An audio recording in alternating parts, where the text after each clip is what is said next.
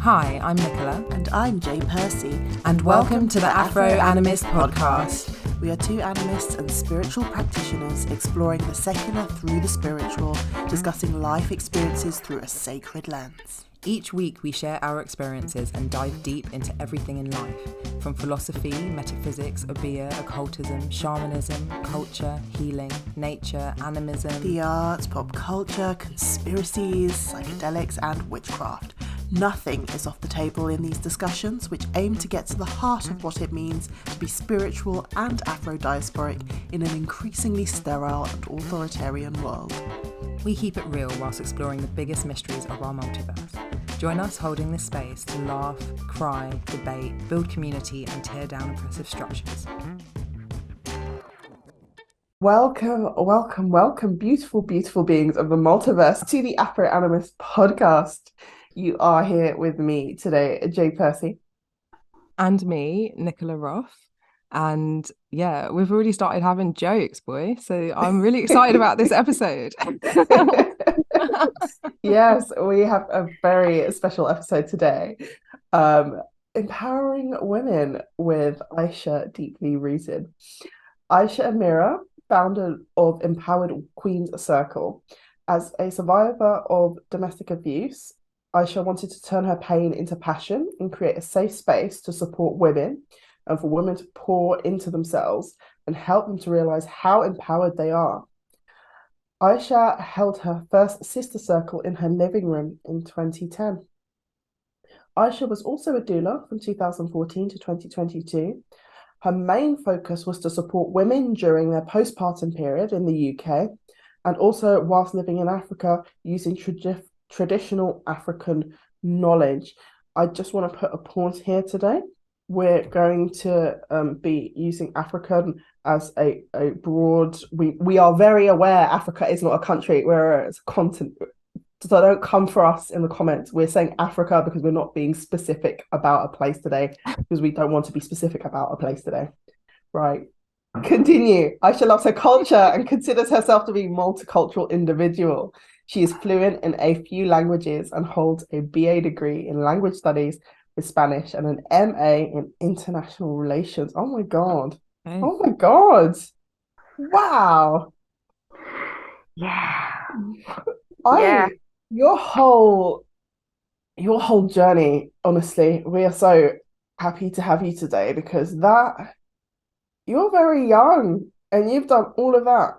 Thank you. Well, yeah, it was there was a lot of blood, sweat and tears to do it all, but I did it. I'd finished my master's by 24. So wow. Then I've had those like 10 years. I'm 35 this year. Just thought I'd let everyone know that. So it's been a journey, but it was hard because I'd never thought that I would actually make it to university, if that makes sense. Okay. You know, with the way society was set up and the way, I always felt like I weren't good enough and being told by teachers that you're never going to do well, you're never going to succeed. It's just amazing to be the first person in my whole family to have a master's degree. I'm getting emotional now. First person to hold a master's, and then I've got other cousins that have followed. So just looking back, it's literally been 13 years now since 12 years ago I completed everything. Oh. I'm still amazed myself, but I just give thanks every day, for being able to have knowledge and to grow, to share, and just to be where I am now. I'm just so thankful. I think it's beautiful that in what you've done, you've inspired your family to, you've sort of lit that torch and walked down that lengthy, often terrifying corridor and cleared a path. And that is a lot of energy. It's a lot of strength. And yeah, like you said, it hasn't been easy. Oh my God, more credit to you. It's something my dad used to say, is like, he said he used to pray for himself to be the one to do the masters. But he's like, when the Most High doesn't give you your wish, it means that if he doesn't give it to you, then it means that you're most likely the one that you've given birth to. Your children are going to get that wish. So it was like it was his prayer that he's been praying for himself, but he wasn't granted that. Yeah. But I was given his, I was granted his prayer to be the person to do that master. So it it's a lot. So it's like there's this Mm. huge kind of thing on your head, like, wow, you're a role model now. Mm. Mm. So it's an honor, honestly. I It, mean, literally listening to you, babe, I am getting chills just hearing that story, like that bit of the story about your Yeah. dad putting that prayer out. Because I'm, in the first 30 seconds of you speaking, I'm like, shit, we've got like a first class cycle breaker here, coming in, Yeah. changing things up, like becoming that role model for the family, doing the things first. It's such a hard place to land, such an Mm. important place to land. But the fact that your father started that prayer, that's deep. That is like so Are you an amazing to hear. eldest daughter? yeah, Mm. I'm the eldest daughter. Oh my God. I got chills as I asked that. I think we can all, all three of us can sit here and go, boy, that is Um, a job. We are given a job before we Mm-hmm. are born. Oh my yes, we gosh. are. We are given such a mammoth task. It's like, wow. And I realized my dad was quite hard on me when I was growing up. Like, I don't think with generation, with parents in their generational ways, like they push you to do education, but they Mm. don't really explain to you why.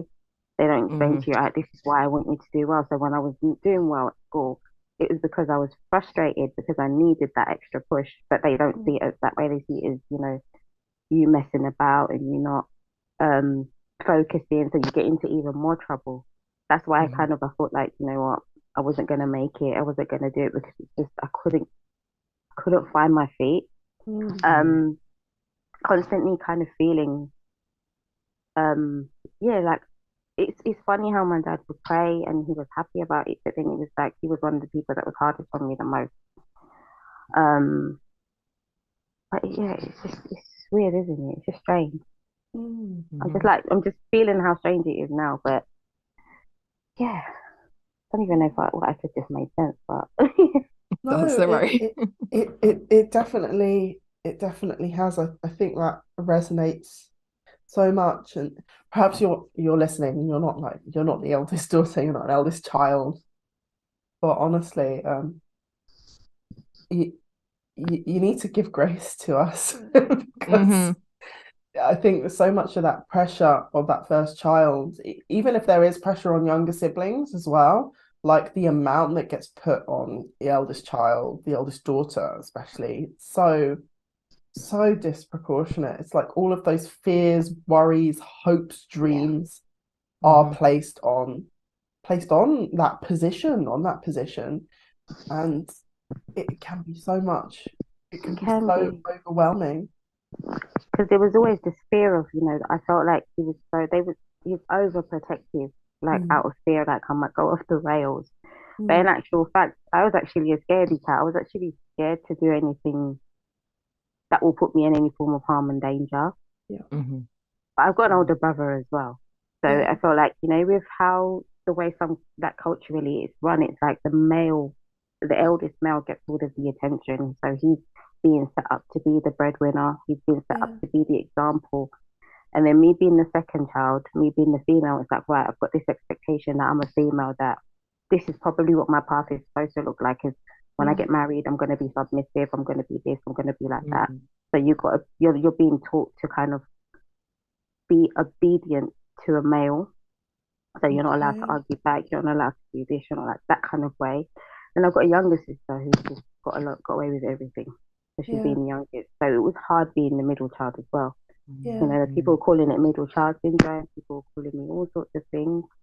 So it was just hard. It's just you just needed that. I just needed that kind of. I don't know what it is. It's that comfort. I needed that love. I needed that support. I didn't need the Yeah. harshness. Mm-hmm. I just needed Well, someone to believe in me. And so when I did kind of decide to break tradition and study something different, it was like yeah. I got a whole heap of backlash. For why would you want to study a degree in languages for? What do you want to do? I was like, well, you know what? This is the gift that God has given me. Yeah. Like, I'm not, I was going to do a science degree. You know, I was literally gonna do I did A level chemistry, biology, and physics. So I was gonna do biomedical science, and I was like, my hands, I was not in it, and it wasn't Mm. in it because I wasn't doing it for me. I wasn't Mm. doing what I was passionate about. I was doing what everybody else wanted for me to be wanted to be passionate about for me, but I wasn't passionate about it. So I was just, it got to that point where I was like, you know what, fuck it, Yeah. I'm gonna do what I want. I'm gonna Mhm. do this degree. And one of the proudest things I got was getting a first in my dissertation. That was the most proudest thing for Yeah. Well me. done. And that was like, right, Mm. I've broken that now. Say something now. What are you gonna say? What are Mhm. you gonna say? I've got say something now. Yeah. It's the same people that were saying to me no. It wasn't just like my dad, it was just other men as well. The same people Mm. saying to me no are the same people that were phoning me asking me for translation. Yeah. So I do have benefit. I do have purpose. I do Yeah. have a gift. And Mhm. that's from that I think that was what set me off in terms of, you know, just being a rebel. I always describe myself as rebellious. But it set me off as being a rebellious person. You know what, fuck it, I'm gonna do what I want now. Do whatever the fuck I want. Whatever makes me happy, I'm doing it. It's wonderful. That's the way to live, man. That is Seriously, it. I think fuck it is the best mantra. Ah, Fuck it. every day. Like, go. Every day. Sometimes I just did that yesterday. I sat in my kitchen, I was cooking food. And I think my mum was saying something. I was like, no, you know what, from now on, I just say, fuck it. Oh, fuck it. Fuck that one. Don't think about it. I don't think about you. Fuck you. Go on. So this has been quite a lovely journey. I say lovely. It sounds like it's been like really tough in parts. I think what I find so lovely about perhaps it's you, where you've come to this place of taking all of this and then empowering other women. What have you enjoyed about getting deeper into, your personal spirituality on this journey? Do you know what? It sort of allowed me to just be me. Mm. Because I always use the foundation of like, okay, I believe in God and all that. I use that foundation to help me with whatever I need in life. But most importantly, it was all about kind of shifting the mindset. Firstly, was Yeah. the first thing that I had to do. I had to shift that mindset and say, listen, right, I need to focus on this. I need to focus on the good. I need to focus on being better. I can focus. I can do this. I need to detach myself from all of the distractions. Yeah. And with that, it's helped me kind of like I literally started implementing breath work a lot more in my daily routine. Mm. And you don't realize how important things like breath work I had the Mhm. impact of breath work on your mind, body, and soul. And Mm. I feel like every single time I do like breath work, I get deeper spiritually. Yeah. It opens up my mind and I'm able to kind of connect to some sort of creativity. And then every single time I've done that, I'm like, right, notepad, journal, pen, whatever, write down those ideas. Yeah. So in a way, I mean, detachment, I think I would say detachment's been the key thing for me to kind of help me get Mhm. deeper spiritually because Mhm. I was Mhm. distracted. But if you asked me about a year ago or two, I was just attached to a lot of things. I was Mm. attached to pain. I was attached to my trauma. I was attached to this. It was making me anxious. It was, making me more like suffer from PTSD a lot more. Mm. And all of Mhm. that stuff was surfacing up. But when I decided, you know what, I'm going to detach myself away from that pain. I'm going to try something different. I'm going to implement these things that I used to say, no, that's not for me. Mm. And these have been like breath work is just like, sometimes it was just, I can't do that. Mhm. Implementing that has just really been key. So every Yeah. single day, it's just something, I'm always seeing something different about myself. I'm always able to just sit there and say, look, thank you. And you know what? The most important thing as well is practicing gratitude. Mhm. That is important. I feel like I abandoned that as well. So when I came back to it, even if it's just being grateful for one or two things, it's the abundance. The doors that opened. I mean, I weren't practicing gratitude as much as I was last year as a doula, and I think there's a whole reason why. But as I'm doing my circles now, I'm like, I'm seeing it. I'm seeing something amazing I'm seeing abundance. I'm seeing creativity. I'm seeing a whole new me. I'm helping people. I'm helping myself as well. That's the most important thing first. I've got to fill up my cup first before I can fill up somebody else's. And it's giving me Mm-hmm. that time to be still, stillness as well. Oh my Lord. Listen, when you're still, you hear the loudest sound. Uh-huh. You hear the I loudest sound. love that. When you're still, you hear the loudest sounds. Oh my gosh. You It's absolutely do. It's being able to quiet the self, and that's where the biggest revelations have come in for me. 100%. I want to hear more about your circles, my darling. So, like you say, you started your first one in 2010. Have you been doing it consistently since then? Like, what are they? I want to know. I just want to know all about them. so with my circles, I have to go back a little bit. So Hmm. they were inspired by like the one I did in 2010 was inspired by kind of us as we got together as a group from childhood and we wanted to get together and create something that our parents used to do. So when we were kids in the 90s, literally every weekend we were at each other's houses. It's like you will never have a weekend off. It's like a job. Hmm. And Hmm. you see the mums just sit down in a room, have conversations, talk about things, their personal lives. We can, we get a glimpse of what they're talking about here and there. We're not allowed in the room, of course, but you sometimes speak in. So when we got older, as we got older, our parents, that things started happening, gossip and all of those things really separated the circles and the way the women were together. So in 2010, we thought, right, you know what, we're going to revive this. We want to bring all the women together that we know from childhood and see if we can create something big. That was very short lived because the same sort of energy that transpired from the past was coming into that, so that didn't work. So I stopped, gave that a break, just carried on with my life, and then subconsciously started doing doula work. Before I knew it was called doula work, I started doing that, and then did that 2014, 2015, and then last 2015, 2022, and then last year it was just like right, a lot of stuff happened within the doula community.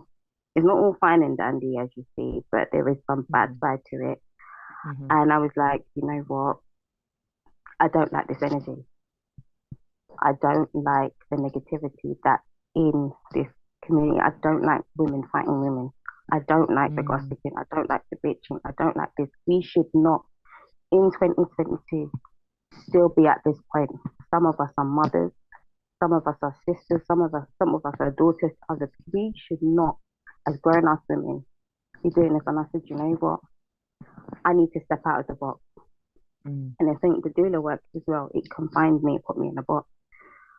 It wasn't allowing me to spread my wings and be free and reach other women, not just women who are pregnant, but other women who needed help. So I was like, Mhm. you know what? I need to step out of this box. I need to take a moment. It was a very, very short moment. And I was like, right, I want to do this. I want to start running cycles for women. I think if we get together as women, create something collectively and heal collectively, then maybe we can stop this foolishness. Maybe we Mhm. can just get together and just, you know, do something that could set a foundation for our daughters or even sons Mhm. that we can pass on to them. Because I think the way society is set up now is set up in a way for us to keep fighting each other. No one's got the time and energy for that. We've got unhealed traumas that we are dealing with on top of fighting each other. It's Mhm. enough is enough. So we've got to either do one, you're going to fight each other or you're going to help each other heal. And that's where kind of like I said to myself, you know, I was struggling. I've struggled with PTSD and anxiety because of the extra shit that was coming with that doula. Where I was like, I don't want to do this anymore. I can't put myself in that situation. So I was like, right, if I'm going to do something, I'm going to do something that's going to also help myself. It's not just me reading something from a textbook and Mhm. saying, no, I'm going to teach this topic today. It's going to be something. I'm going to create some things that we can all do together. We can work together and help each other with self development and self awareness. So that's how it all just started, and it's been going since October. So Amazing. it's been impacting women. I mean, I'm just Mhm. it's beautiful to see women come to the circles and crying during them. It feels like, you've said something or you've done something so heartwarming. That's for me. If someone say, look, I didn't realize that about myself. Thank you Hmm. for sharing that with me. Thank you for helping me see that. That is more Hmm. rewarding for me than, paying get charging someone £1,000, if that makes sense, Yeah. like a A doula would. 100%.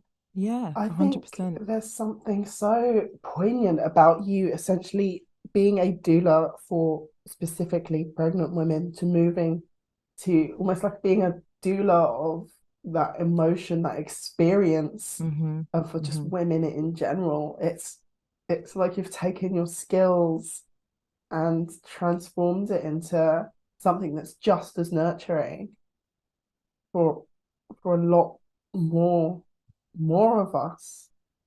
Well, Um, it's this thing of like birthing, isn't it? Birthing, we think birthing is birthing a baby out your vagina, but actually there are so many elements of that that we can take into the rest of our lives. So like mm, being taught how to deal with and experience and go through, heal your emotions is a thing that we are not taught. And this is no, some deep learning, especially with women, like women to get together and to create this space for each other is something that we have always done.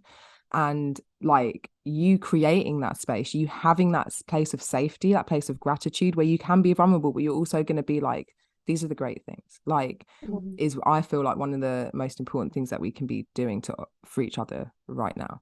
Um, just creating that space, teaching us, fucking teaching us how to be with ourselves. It's an I think, amazing gift, like amazing gift. I'm coming. I'm coming to circle.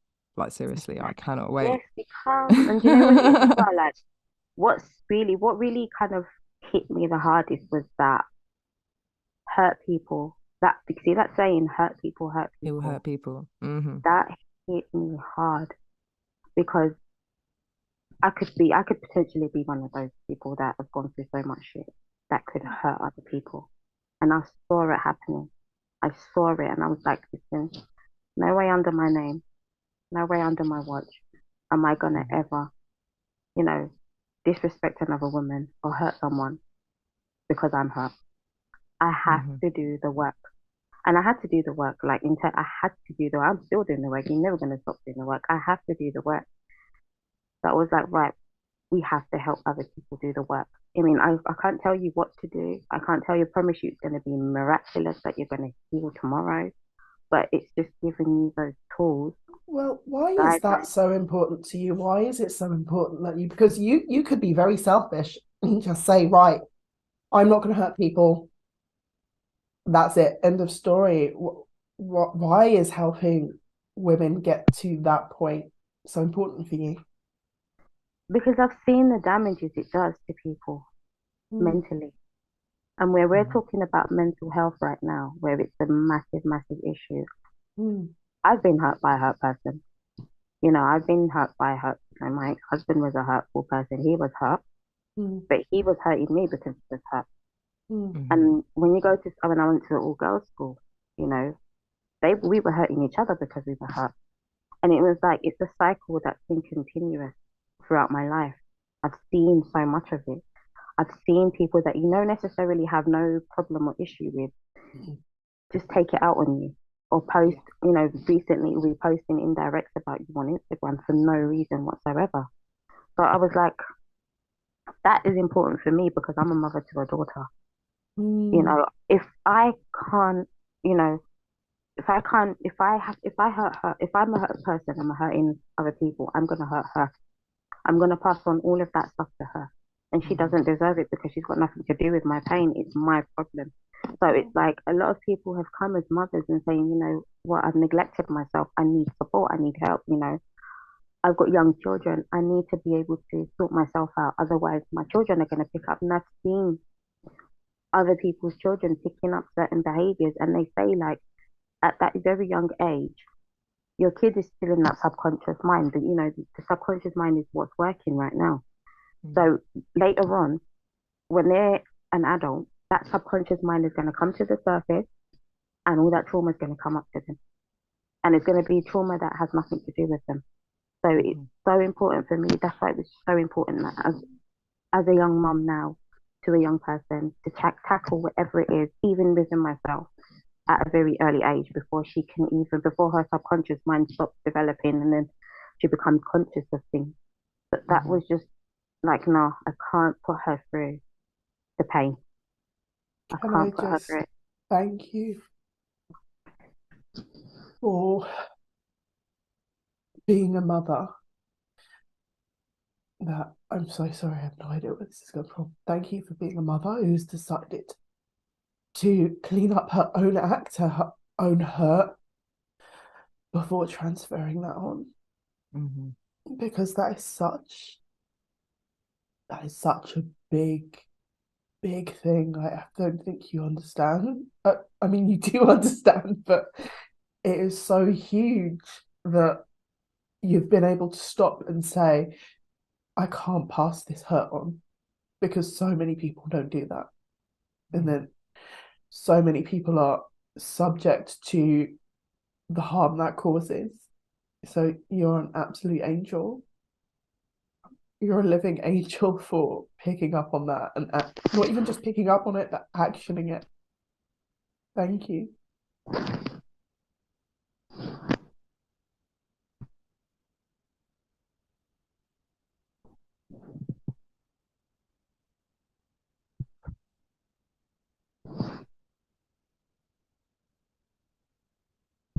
So See, sorry. when women get together in beauty and safety, like just the space It's just sometimes is. someone can say something, just such a short little thing, Mm-hmm. but that's the part of you that has been needing to hear that that's even possible in this world. Um, and I think so many people will have needed to have heard that. Just Mm-hmm. like I feel I didn't even know I needed to hear that. Clearly I did. Thank you, thank you, thank you. Yeah, big love, big love. How old is your little girl? She's just turned 4. Wow. Oh, she must be the most blessed little girl Mm-hmm. on this planet.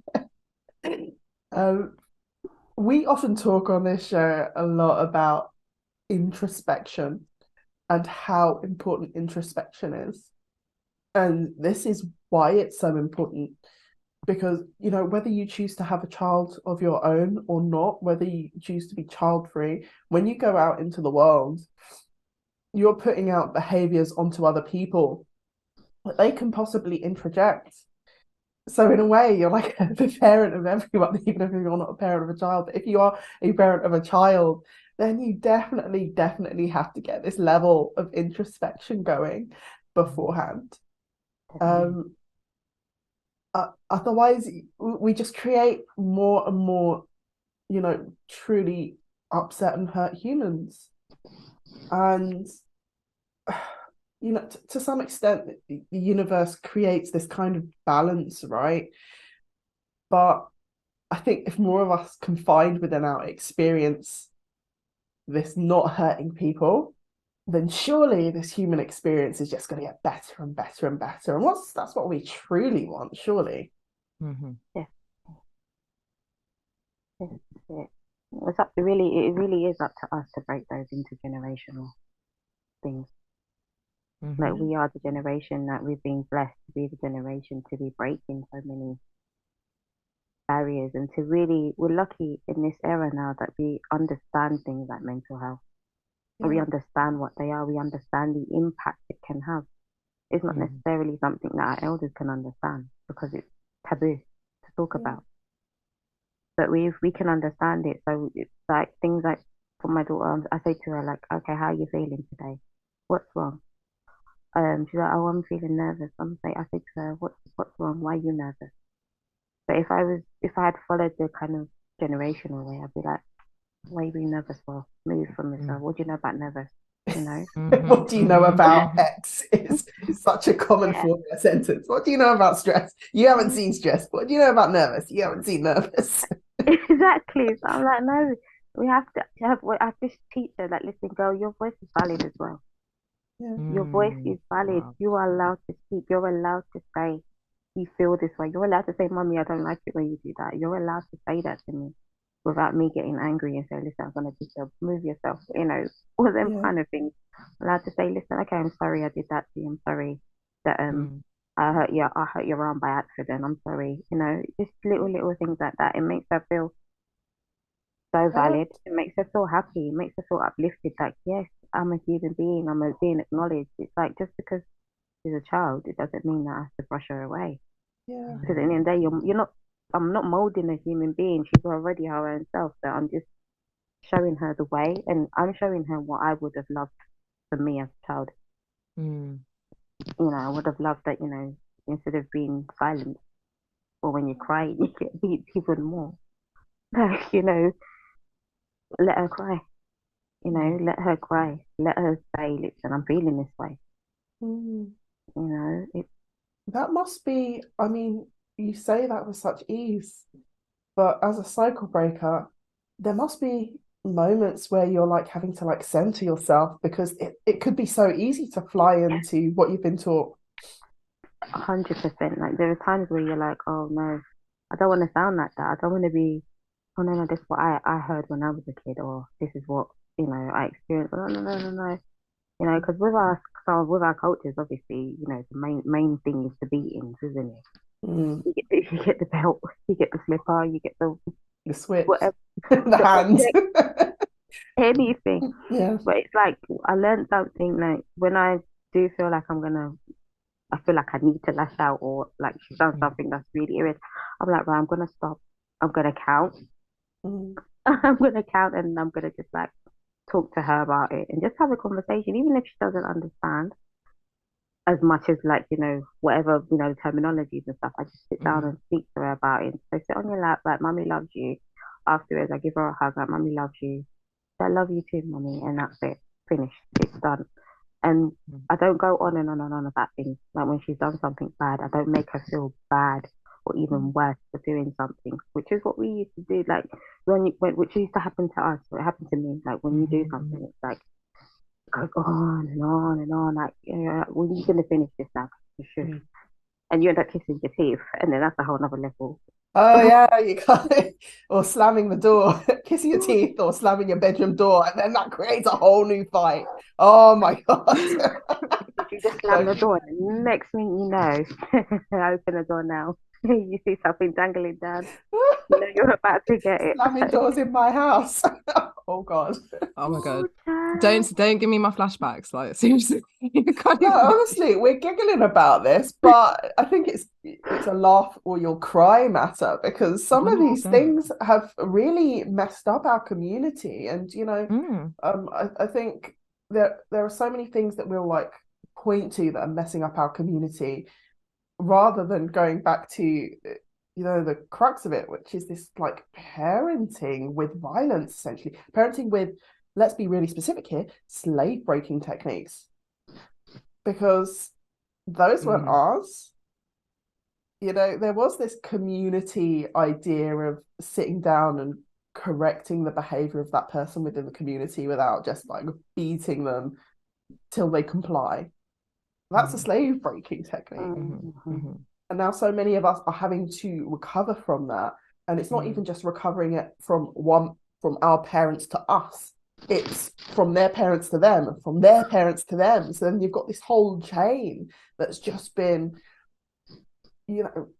abusive parenting for no other reason that no one had the knowledge that this isn't the best way. mhm, mhm, That is it.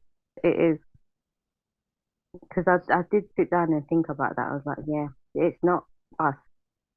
It's mhm, what came before us is what mm, Yeah. has, now we have to deal with over however many hundreds of years of trauma. We have to now be the ones to break it. Like it shouldn't have even come to that stage, but Mm. thankfully it has. That it's hopefully stopped from us. that hopefully we birth a new type of new generation within our children or the youngers that are following us. Mm. But it has been a lot. Of course, yeah. Been a So lot. I guess now that you've stopped being a doula, what have you learned most about yourself? Now that you've, I guess, I don't think of you having closed that part of the journey. I think you've like transmuted it. Mm-hmm. It's you. I'm sorry if I'm putting this on you, but you still feel like a doula. You still feel like a doula to me. You're just a doula of a different, Yeah, a yeah. different. But what have you learned about yourself transitioning to this new part of your journey? Do you know what? I've learned to trust myself. Mm-hmm. Mm, I've learned to trust that I am capable, that I am able, that I have a gift, and that my work is important, what I am doing, and that I'm valid. yeah. I've learned that, you know what, just because one door closes, it doesn't mean everything else closes. You can always just take elements of whatever it is that you've done and just bounce off it. And that's what I've actually done. So it's like, yeah, I've closed that doula chapter ish, Yeah. but it doesn't mean that I won't ever go back to supporting women if they Mm-hmm. ever needed the help. It just for now, I was like, right, I need to focus on me Yeah. in that aspect. But I've learned that I feel like, you know what, I have to give myself credit because I feel like we feel ashamed to praise Mm, ourselves for what we've done. mm, Yeah. And I say, do you know what? I'm doing amazing. I am amazing. I believe it. And mm, you know what? I'm not being arrogant about it, but you know what? I've been down for so many years, and I've at this particular stage that I'm at now, I've never been more proud of myself than I have than my entire life. So I feel like stepping away from that, I think, gave me the tools to see myself in a different light. Mm. Gave me that tool to see those tools to say, listen, you can do something spectacular right now. You've given It's hard, yourself permission to see yourself. yes, Exactly. yes. Like I wanted to hide behind closed doors. I wanted to be invisible. But then even when I was doing the doula work, even like on my socials, I just won't show up as much. I didn't want to show my face. But now I was like, you know what? When I'm visible, people can hear my voice. I can connect with people. Mm, I can hold people in a different way. And I get nice messages from people saying, oh, what you said was amazing. What you've done is this. So it's like, it's given me that ability to just see myself as a people's person. Like, mm, really believe that I am a people's person. I'm a person for the people, for the women. yeah. Yeah, man. I mean, we can feel that Yeah. without a doubt. Like, and I think it's really beautiful actually that talking about this aspect of, doing your degree, becoming a doula, being a doula for like 7 years or however long that was, and committing to something, it's a big thing.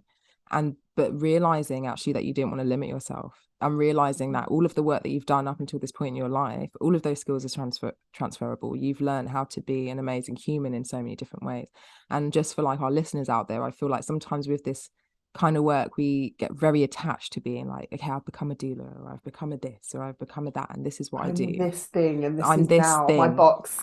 And it needs to be labeled, and we have to identify in this specific kind of way. But actually the reality is we're in a time of change and growth, and all of these practices are being remembered, being brought back, these things that we need. And I think to hear about you really removing those limits from yourself and creating this space where women can come and experience the same is like absolutely amazing. Seriously, for me, that's a really impactful thing to hear. Yeah. When's your I next think it's circle? necessary. Yeah, The next one 100%. is on the 25th of February. So Okay. I'll tell you what it's about. Yeah. It's Yes. about body positivity. Wonderful. Amazing. So yeah, it's a beautiful one about acknowledging and embracing your body. Yeah. So yeah, Oh I my wanted gosh, to because I create the themes based on it's based on kind of experiences as well. Because it's like when you create something from experience from the heart, you feel it more. You connect with Hmm. people more. So it's like when I create these things, I'm like, yeah, I feel like this is an important topic to talk about. Let's do something creative with it. So Hmm. I thought body positivity has always been on my mind, and I've got a couple of shameful things I've said about myself and my body. Hmm. But like, let's all come together. Let's hear each other's stories, and let's just work together and do some inner child healing as Mm. well, and have fun. Beautiful. That's really good because I think so many of us, especially around our age group, I feel like we grew up at the tail end of the supermodel and Yes. all of the magazines and all of the media that we saw was one very specific type of human, which is a real body. However, it's one specific type of real body, which shut out the rest. You know, if you're not the right amount of this, it's such a weird figure. You know, you had to be the right amount of lean, but you couldn't be too chunky and you definitely couldn't be too bony because if you weren't this perfect thing, then that's what you were going to get judged for. You know, you have to have the perfect amount of boobs to bum to body fat ratio, and that's plagued so Yeah. many of us. Um, when in reality, you know, even if everyone were to be on their gym grind 6 days a week and, you know, eating the perfect diet, everyone would still have a different shape, a different size, and different distributions. And Exactly. Yeah, I we think just, we get obsessed, don't we? We yeah, start Hmm. obsessing over things. I was like, it got to a point for me. When I had my daughter, I was because I'm 4'11". I'm short, so I'm very short. So it was like when I had my daughter, everything could be seen. You could see the baby fat. You could see this. You could see that. So it brought up a whole heap of stuff from childhood for me as yeah, well. From what I heard from child, and I heard the most vile comments, my postpartum body. And then I got to the stage where I was just so unhappy and I was just obsessing with, oh, I need to do this, I need to lose this weight. And I was like, right, listen, hold on. I stood in front of a mirror one day and I was like, listen, you've always had a bit of a belly. That's hereditary. Check. Mm. You're 4'11". You've always been short. You're not getting any taller. Check. Embrace. You've got a batty in breast. You got this. Check. Now, who are you going to change for? You going to change for them or are you going to change for yourself? Hmm. I said, the only thing I've changed is what I eat. I eat healthily. But you know what? When your body is designed to be a certain way, it's designed to be a certain way. There's no perfect body. Just like Jay was saying, there's no perfect body. So I was like, you know what? Fuck it. I just love my body. Like yeah. I'm happy. I'm happy being a midget. I'm happy being short. I'm happy being petite and plus size if you were going to put a label to it. I'm happy being who I am. It doesn't make Mm. me any less of a person. It means that, you know, my bum looks good in some certain clothes. I mean, I can see my curves in a certain, if I wear baggy jeans, it looks good. I mean, Mm. Mm. I was like, you know what, listen, it is what it is. I'm not going to obsess over my body because the more you obsess over it, you're adding extra mental health stress to yourself. Like, Yes, it is Exactly. what it is. If I lose the weight, I lose it. If I don't, then it is what it is. yeah, I Hmm. mean, this is what I want. That's why I wanted to do this theme. I wanted to share with women that, listen, self acceptance is the key. yeah, Yes. Embrace your beautiful body, baby girl. Hmm. You are fly as you are. You are hot. Don't let society tell you anything different. Don't put yourself through, harmful things like waist trainers. You get taught about waist trainers when you've had a baby.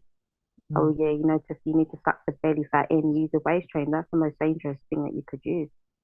The most safest thing you could use is the cloth to wrap yeah, your belly. I mean, even with that, it's not going to go back fully 100%. It's just going to help with your organs going back into place. So listen, it is what it is. Mm. I don't want people beating themselves up and feeling low because of what they're seeing on the internet about their body. I'm picking up on something here, and I almost want to circle back around to the very beginning of what you said, because it feels like here with the "it is what it is" statement, you're practicing detachment. Mm. How, I mean, I want to drill down to this. And any other tips that you have for like overall self-empowerment? How would you recommend, how do you practice detachment and self-empowerment outside of your circles? And what tips would you give to anyone who wanted to take that on board? Take control of the narrative. Tell Mm. the story the way you want to tell the story. Don't let nobody tell your story for you. And that's what I've been doing. You know, I've been taking that control of the narrative and saying, listen, I don't care what you think, or what you think. I'm going to tell the story exactly the way I want it. If you don't like it, I'm not going to edit it. I'm not going to cut anything. I'm not going to paste anything here. I'm just going to tell the story the way I want to tell it. Period. Mm-hmm. That's it. That's how I practice self empowerment. Every day I wake up, I'm like, you know what? Like we were saying before, I was like, fuck you, fuck it, fuck it, fuck it. Yeah. That's it. I just take control of narrative. I don't listen to the voices in my head. And if I do hear it, I'm like, what do you want to say to me? What are you trying to tell me? Are you Yeah. telling me this? Okay, but I'm going to do this. Are you telling me that I'm amazing today? Thank you. I'm going to listen to that. Are you telling me something negative? I don't want to listen to that. If I go on the internet and I see something I don't like, it doesn't, it's not me. That's not my mind. That's not my body. You're That's not literally what I think. selecting the good Oh, feeling yeah. thoughts that you want to feel for yourself. Mm. Of course. And this is what I had to do. Like I had to put myself in that. I had to just be really strict with myself and set strict boundaries. Yeah. I said I'm not going to put any walls up. I'm going to set up boundaries. I'm going to set up boundaries to protect myself and how I choose to respond or absorb information. Because I think if I keep comparing myself to this time last year, but if I do compare myself to that, I was probably absorbing so much that I got overwhelmed and then anxiety and all of that stuff. But now I'm like, listen, I can go out now, not feel a sense of any panic or anxiety because I'm in my own kind of I'm in my own little bubble. I'm not isolated, but I'm detached from Mm. the extra stuff. Like I'm like, no, it's not relevant now. No. And even I took control of my social medias as well by, I only see a few people. I've got a few people in my favorite, Yeah. and then I've got literally whoever watches this podcast, you don't even know, you might be muted. I've muted a whole heap of stories. I've muted people's Mm. stories. I've muted people's posts. I'm like, What listen, you mean if it's too negative, if it brings you just down, in that type of thing? general, Mm. just in general, there's things that you see continuously, the same sort of shit that's being fed on your social media. I'm like, listen, today, again, on my nerves. Right, you're muted now. I don't have to see you anymore. So if you post, I can't see you anyway. I don't care. Yeah. I Um, love that. I'm I like, you love know that. what? Let me just mute. I mean, it doesn't take anything away from anything, but you don't see it, you don't feel it. You go about your day, and it doesn't stay there, which is where anxiety and stress and tension stays. It's in that part of the body. You won't Mm-hmm. feel it. You won't be susceptible to a panic attack. You won't be angry for no reason because of somebody else's energy. So even with like I've set myself limits and boundaries in terms of accessing emails and stuff like that. I'm like, no, I'm only available for certain people. Yeah. I'm only available. I can literally, if you see me instantly messaging you, replying back, then 100% I'm available for you. Yeah. Mm. But if I take 2 days to reply to you, then boy, just know, sorry, I've got boundaries right there. Yeah. I'm the same as you, babe. I'm actually completely the same as you. You've got But to when you protect start, yourself. you have to, and when you start to live like that and make those decisions for yourself, basically, to create the world you want Mm. for you, to make sure that nothing that's going to trigger you is coming in, like it doesn't have to make sense to anybody else. I feel like then those are times when you can start to begin to live in your authenticity, that word, Yeah, yeah, yeah. I hear and you. be yourself, and then That's everything it. feels so different. That's the thing I do a lot at the moment of doing. I feel like I'm living in for other people sometimes, and just but these are all my things. They're nothing to do with anybody else, like, or the Mm. thoughts or feelings that I'm having about anything. It is completely that. It's about where's that bit of self-discipline that we need. Things can be Mm, really, really hard. Things can destroy you, traumatize you, but there's always that place where you can come in and you might need support. You might need to find a circle. You might need to find a woman who's going to be able to come and give you that love and that mothering for those moments. Mm. But there is a way to do it. And I just Like, I feel like putting this information out there into the world and letting people know that you can literally just be like, fuck it. You can mute someone. You can not answer someone back straight away. Like, You don't these are have to such answer that simple. call to that You person. don't have to Yeah, answer and you that can say call. no.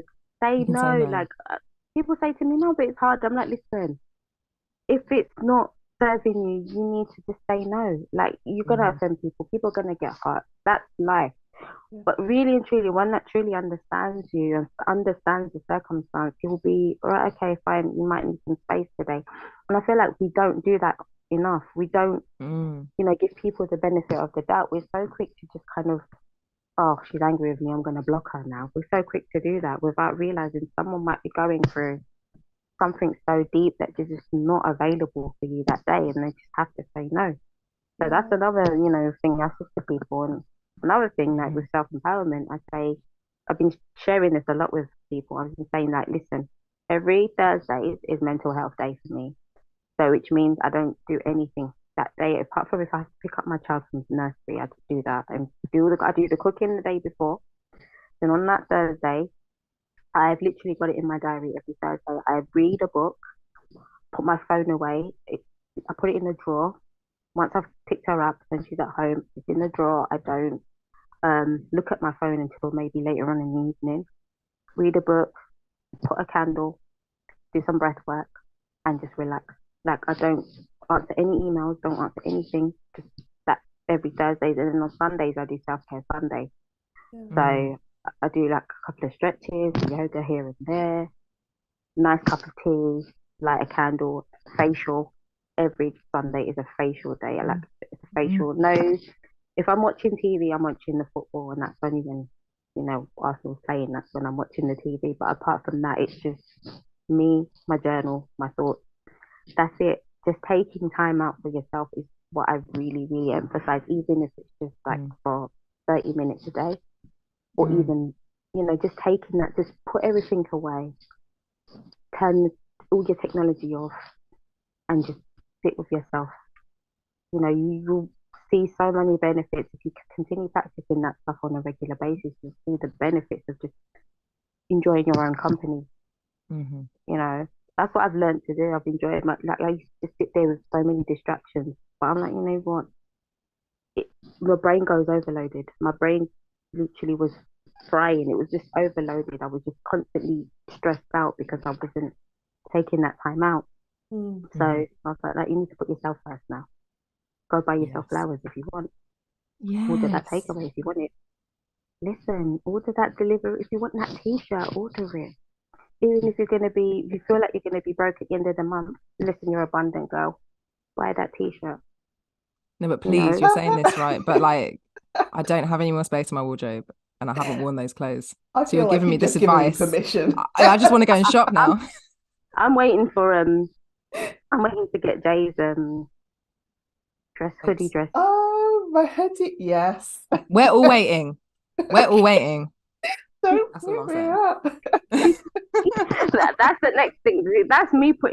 That's me self-empowering and taking care of my wardrobe. Exactly. Taking care of your wardrobe is self-empowerment. It You I see how is. much absolutely love that. you see how your brain and your hormones go No, funny with but do you know what? It actually friggin' is because in my pursuit of going on the monastery path of like the 5 years of being vegan and stopping wearing makeup and clearing out my clothes and not caring about my hair and wearing glasses instead of contacts and not caring about all of this. After coming out the other side, I realized I probably needed that not caring about my appearance for a bit. But Mm. actually, when I'm real with myself, caring about my appearance is it's a part of my self-care. Yes. It's not out of vanity. It's like I've been given this blessed vessel by God, source, great expanse, whatever you choose to call. I've been given this vessel. And actually, I like taking care of it. I like adorning it. Um, Mm. and you know, as long as it's healthy and you've got a healthy relationship with that feeling, I think that's perfectly acceptable. But that's taken a long time to that's literally taken me like flushing all of this out of my system to come back to a place where I'm like, no, do you know what? I like clothes because I like clothes. Sometimes they're really artistic. Sometimes they feel nice on my skin. It's great. Do you not feel as like an artist, or maybe just even as like a human person, that the way that you dress, I am a human person. You are, I mean, are you? No conspiracies. But the way that you dress is like this. For me, it's a self-expression. It's such an important thing, and I feel like the way that we understand fashion, like all the things that we're talking about, you know, these fucked up beauty standards, like body, whatever your body's supposed to look like, it means that it just really takes away from that place. Actually, this is about that. I feel like we've always worn jewelry and decorated ourselves and done these amazing things, had natural makeups, all this kind of thing. Egyptians in those caves, they have eyeliner on, you know. They have that, you know, and it's manifold, you know. It is. I feel like it's beautiful if you can understand, or that you have a connection with the gift that you've been given, that your body is a gift, and that there isn't space where actually you adorning it and you loving it and you expressing yourself how you want to express it, and not just doing what other people are doing or trying to look like other people. Like, the getting to that place is such a gift. I mean, I really don't live there, but you know, I can recognize it. I don't know. I think your cardigan game is on point. Well, I feel like, honestly, Aisha, she has this whole collection of like. Do you know what? Can I just explain this, right? Because she goes on about my cardigans, right? I love this. Is not really a life choice. What happened is my family came over to this country, right? And they born me here, and it's cold, and I can't adjust. So all I wear is cardigans. Like, I have to have like 10 cardigans on to survive. The truth. Like, even in the summer, listen, I'm still a blanket person. Even in the summer, I'm a duvet girl. Babe, do you not just have like a collection of scarves? Summer, it's those big shawls are coming out. There can be a picnic blanket. It can wrap me up. I can sleep under it. Everything. Yes. Oh, I've got those. And those I've got those extra long cardigans, those thick ones that you wear. Listen, I've got a problem as well. I've got a problem. Oh my gosh. Right. Oh, maybe we need to do an episode just about our cardigans. Yeah, definitely. I mean, what I love about Aisha's fashion sense is there's always like a really striking head wrap, and there's always like graphic, like always empowering graphic jumpers. What have you got on today? So I've got a custom jumper that my friend did for me, and I said to her, listen, I wanted some, I don't know if you can see, I wanted some queens on there. Nina, Yasentua, Kandake, Zinga, Makeda, Nefertiti, Moremi. You know, I wanted some queens on there. I was like, listen, this is what you were saying about, you know, not worrying about what you wear. It was just, I was like, no, I'm not wearing no designers. I just like custom stuff. I like things that are powerful. So I always get my friends to make me customized stuff. So I was like, yeah, let me just wear queen today. I feel like a queen. Let me just rock that. That's lovely. I want to make you something now. Yes. I'm always happy. Bring him on. I make different things. I make random things, but I feel very inspired by you. There's definitely something that I could bring into this world for you. Okay, let me share some head wraps. I've got head wraps in abundance as well. Before we came on, I said to Jay, I was like, babe, you need to teach me how to wrap my hair. Like, this is a joke now. How am I not? And then you came on, and I just am sitting here like, why am I not part of this club? Gang. I've always got something colourful on there. So it's like, yeah, I've got head wraps. I've always got a head wrap. Like, you don't even want to see what. I've got like one of those bags, you know, those laundry bags. Yeah. Oh yeah. What, like a garden bag? Got one of them full. I've got a drawer here full, and I've got like one of those plastic boxes full. Like, I've always got a head wrap. Hey, if you ever need a head wrap, I'll let you go. I feel like this is the next stage of my spiritual evolutions. Doing a proper head wrap. It's so but seriously, that's a joke. It sounds like a joke, but it is the truth. I do mean that. Yeah. I do mean it. I feel like it's such an important thing to be able to protect your crown and look fucking fabulous while you're doing it. Yes. And if you ain't brush your hair in the morning, I mean, just a quick little wrap, and then that's it. Out you go. That's what I mean. And in the winter as well. In the winter, I need some of that support because it's just been so hard. Like, so I can't. Anyway, so not the important conversation to be having, but like. This is part two. We will do a fashion one, part two. I think we should. I honestly think from this conversation, this understanding of adornment, I think there's a whole thing that we can Mm, do on this, honestly. The gold, yes. the Yeah. henna. Mm. Yeah. Okay, you've sparked it now. You've Do we need to absolutely do a sparked. circle together and bring Yeah. some Yes, hits and do all that? Oh my gosh. we could do. Yeah, we could do. Oh my gosh, I got some stuff. I got some stuff. I'll Okay, bring some we need stuff. to we need to chat after this. We need to chat after We this. do. I think now is like on that note is as good a time Listen, as I'm any. all for it. I'm all for the sisters coming together and doing something amazing and empowering. I'm all Good. for it. Aisha, I, drop yeah, where they can find you, what you've got next coming over the next few months, what's going on for you, how can we get hold of you? you can find me on Instagram at Aisha Deeply Rooted, and also I've got Linktree slash Aisha Deeply Rooted, so you could just find some bits and bobs that it might not make sense to you in my Linktree, but it's there. You could just find some bits and bobs, and my next in-person circle is on Saturday, the 25th of February, 2 o'clock, 2:30. It's in Stratford. So you could look in the link in the bio and I will tell you. So if you can find also the information Do you on have anything Instagram. coming up Marches In yet? Anything of March. that type of thing? Oh, I'm in the process of planning some beautiful stuff, but I do have an event booked for the 18th of March. Oh, It's going to Okay. be a female, kind of International Women's Day yeah. sort of thing. And I've got some interesting content coming up as well on my Instagram. So it's female month, I say March is women takeover. So Yes. yes, I've got some women stuff coming up. Yay. So excited Beautiful. with that. Well, listen, Yeah. guys, you've got to seek out Aisha. Um, just such a phenomenal woman to know, to follow, to get involved in what she's doing. Like, please reach out to her. She's just, I mean, as you've heard today, fabulous. And Hmm. it's, you're one of these people, Aisha. I can't even remember when we first started talking because I now feel like you just always existed. When did we start talking? You can't tell me, can you? No. What, 2021 Was it? Was it actually? or 2022? I don't know. No, there we go. It feels like like you said, it feels like a lifetime ago. You just always existed in my world, and Yeah, you that's the connected. story I'm Yeah, it's sticking like to.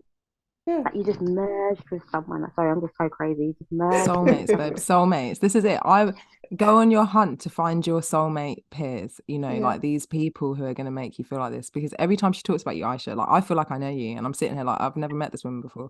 I've just seen you You're on part of my Instagram. family now. You're part of my But family now, Nick. Because I'm embracing you as well. So you're part of me. You're in so my if I circle. call you, are you going to answer the phone? Yeah. I'm calling you Hell on yes. Thursday.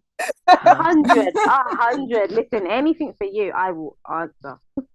Oh, my darling. Oh, I I'm love this picking up. so much. I'm picking up. You might find me reading the book about something, and I'll just tell you about the book. But yeah, I will answer. That's fine. This is my favorite thing to talk about. Anyway, all right, let's wrap up because if we don't, it will just keep going forever.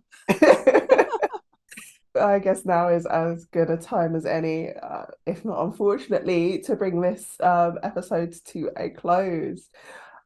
We've absolutely loved having you here today, Aisha. Thank you so much for just coming Mm. in, sharing your story, being so heartfelt, and you just lead with your heart, and that's lovely. So thank you. I've been Jay Percy. And I'm Nicola Roth. And thank you so much, Aisha. We'll see you next week, guys. Thank you for having me. Thank you. Big love. Thank you. Bye.